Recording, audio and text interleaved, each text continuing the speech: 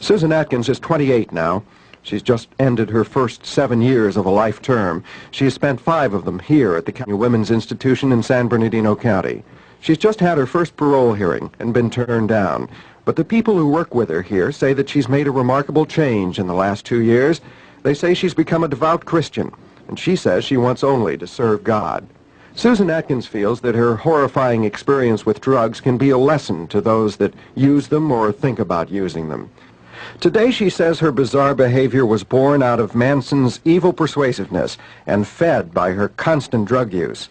During her Manson years, Susan Atkins dropped acid at least 300 times, and she smoked, swallowed, shot up, and snorted every other drug in sight. And although she had no drugs in her first 5 years of imprisonment, she says it took her that long to fully regain her consciousness, to even begin to realize what she had done. She hasn't spoken with a reporter since the trial in 1970. She got word to me that she wanted to talk about the dangers of drug use, that she also wanted to reveal something new about the murders. What happened that night you all went to Sharon Tate's house? What really happened? Well, I remember getting in the car with Tex and Tex Watson and my other 2 co-defendants, 3 co-defendants actually. And before I ever got in the car,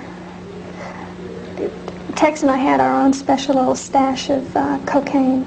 I think it was cocaine or methadone, I'm not sure which. We were speed, and we both snorted some speed and got in the car. We were very, very wired.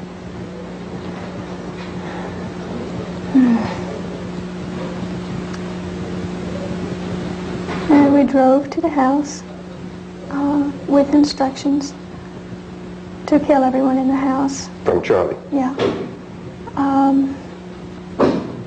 And not just that, but that we were instructed to go all the way down every house, hit every house on the street? On the street, yes. And kill all the people in those houses? Kill all the people in all those houses.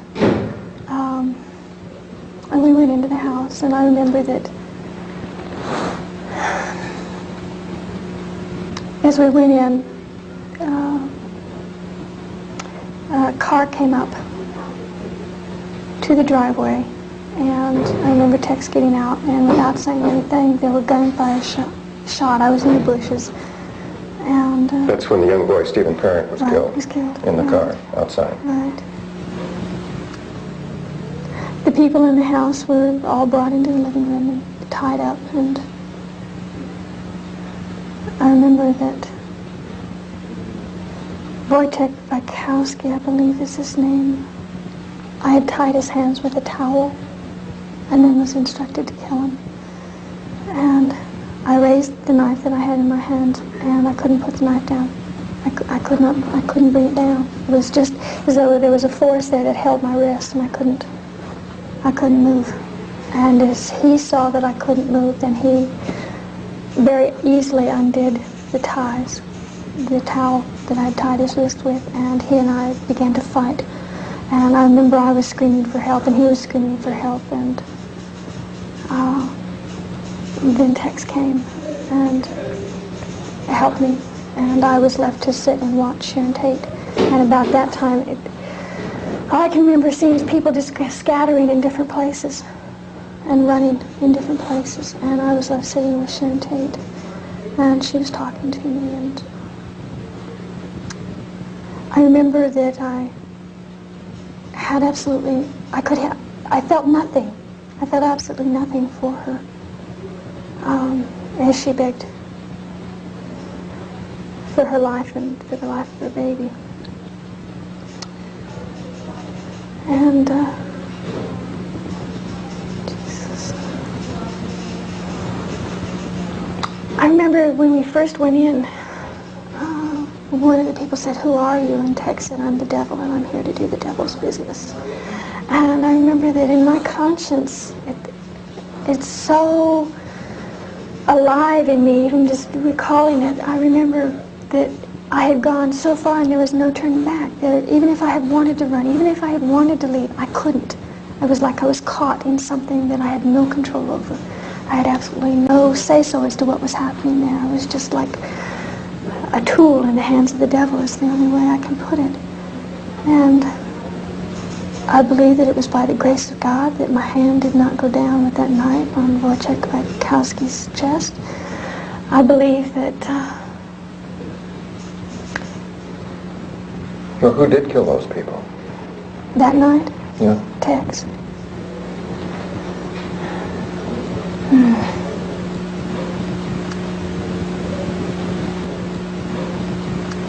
You wanna... Well, I can ask you now, what did Tex really do there? Of what I saw happening in Tex, the way he moved, the viciousness and cold, it was just like seeing somebody go crazy with more power than I've ever seen anybody. I don't think he was in control of himself. I think that he was, in their own human strength, could do what Tex did. Well, Charles Manson was in control of him, right? Yeah, as far as giving orders, but I don't think Charles Manson's mind was in control of Tex's mind that night. I think that it was a higher power than that. Charlie's human too, you know, and his mental powers are just as limited, maybe not as limited as other humans, but that there was an evil force in control of Tex that night. Well, it was in control of all of you, obviously. He did things that, you've heard stories, I'm sure, of people who have lifted up cars off of other people, how they have superhuman strength. Well, Tex had that kind of strength that night. But not for good, it was for evil. So it's harming and hurting people. Just, I only saw him kill those people, and then I've heard later that he has said himself that he was responsible for all the deaths. At the Tate house? At the Tate house, yes. Are you trying to lay the blame off on him? No. No. Then what do you think is the point of this? That the truth be told, that the truth be made known. I tried to take blame from Tex, and from Charlie, and from Pat, and from Leslie, by taking and saying that I had killed Sharon Tate, and that I had killed Gary Hinman. I tried to take some of the blame and put it on myself because I thought that was my part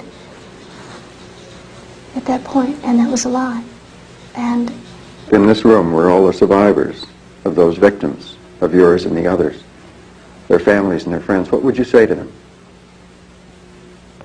Well, about me now is that I'm not the woman that I was in 1969. I'm a new creature in Christ. I've been completely, spiritually, mentally, and almost physically born again, though my outside is not changed all that much. The inside of me has changed. That I love them with a love that I don't think any words that I could tell them could express, but only by living a life that may help somebody else, by preventing maybe somebody else from going down the same road, by preventing other survivors of such a terrible thing, is the only way that I could say what I would have to say to them. I just love them. I feel for them. I feel their pain. I feel their sorrows and their loss. And I didn't feel that years ago. I didn't feel anything for them. But today I do feel pain when I think about her and that she's not here, and I don't think that anything that I could say could ease that pain in any of the survivors' hearts. And only God can take care of that. Only God can give them an assurance that their loved ones are with Him, and I believe that with my whole heart. I believe that those people that died that night are with God, and that they're at peace, and it's the only thing that I can tell them. And I believe that with my whole heart. And that by the grace of God, the survivors will also see their loved ones again one day.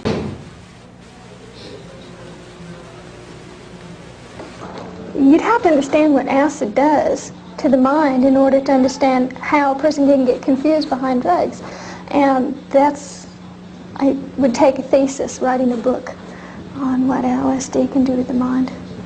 But it was powerful enough to keep you in a fog for all those years, even after you stopped using. I used to think that you came down off an acid trip after 12 hours. That's not true. Every time you take LSD, the moral fiber of your character, which is put in you, or when you grow up, everybody grows up with different morals according to their culture. Okay, when you take acid, your mind expands beyond these moral characteristics and your concepts of right and wrong. So you step out beyond those bounds, and when you step out beyond those bounds, the imagination begins to take over. And the imagination can be a very deceitful thing. It's a fantasy. And when you take acid, you go out beyond that. You think you're coming back to where you started from. Originally, you don't. And every time you drop acid, you get a little bit further away from reality. And I took so much acid that I just was what I would term spaced. And it took me many years to what I term now re-enter. And that was just through not having any acid and having to deal with reality every day. Well, you say you're operating from a sense of complete consciousness now and reality. Then looking back from this point for you, what you were and what you did must be terrifying.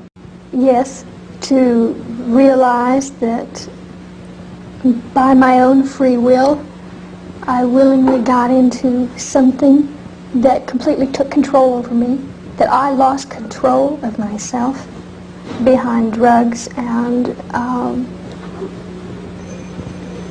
a process of deprogramming, losing my morals. It wasn't just drugs, it was Charles Manson's persuasiveness too. Well, yeah, there was a lot of deprogramming that was involved in that.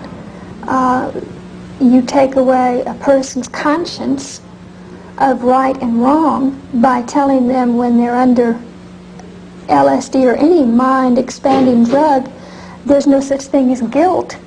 And you've already come to a place in your mind or your imagination where you don't like the feeling of guilt, so it's easy to say, yeah, there's no such thing as guilt. I'll believe there's no such thing as guilt, therefore I can do anything and not feel guilty about it. Can you understand why many people, perhaps most people outside, are going to feel that you don't deserve parole, that you should never be given parole? You're aware of that? Yes. Well, so what if you spend the rest of your life in this prison? Then I spend the rest of my life in this prison. Is that thought depressing to you, though? No, because I know that, how can I put it? I'm content. How's it come about? How does peace come about? My peace? Mm-hmm. Well, I found peace through salvation in Jesus. And just knowing that I've been forgiven by God is sufficient for me. And the fact that you know out there people probably can't forgive you. Yes. Has no effect on you? No. Because they're not the ones that I have to face in the end when I die. I have to face God, and it's His forgiveness that determines my peace.